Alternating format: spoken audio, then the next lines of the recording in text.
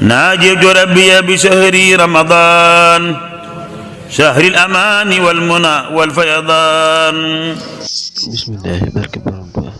bismillahi rahmaani rahiim. Allahumma salli ala sayyidina Muhammad nabiyyil ummi wa ala alihi wa sahbihi wa sallam taslima. Assalaamu aleykum mbokk yi ni teewlu fii ci DKS TV.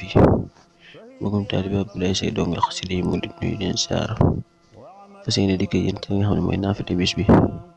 mu ne tey ñu ci guddi fukkeel ga ak benn ku ci julli ñeenti rakka ñaari sëlmal rakka wu ci ne mu jàng ci Faatihatu kitaab benn yoon, suuratul Xadr juróom-ñaari yoon, ak qul yaa ayyuhal kaafiruuna suuratul kaafiruun juróom-ñaari yoon, ak qul huwallaahu ahad juróom-ñaari yoon muy suuratul Ixlaas.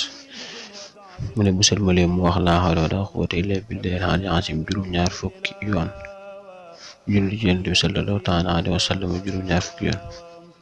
mu ne ko def loolu dees na ko jéggal bàkkaaram yu njëkk ak yu mujj, te laaya ju ci ne dees na ko ci bindal tuyaabee jaamu yàlla ak am at.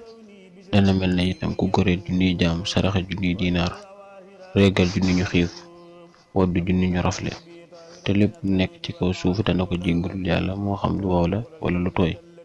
te dees na ko musal ci balaa yi ak fitna ak xiif ak ràgg ak seddu binne, te dees na ko musal ci mettitu dee, te dana tàbbi àjjana te deesu ko xisaab.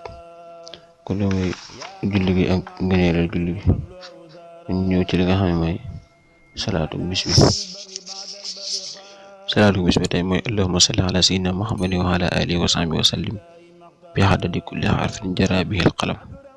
ne kooku julli ku ko saxal fukki yoon gannaaw timis bala moo wax ak kenn dana deeyaale ak ngëm. ñu tàggatu jën fu beneen yoon. wasalaamaaleykum wa rahmatullahi taala wa barakaatuhu.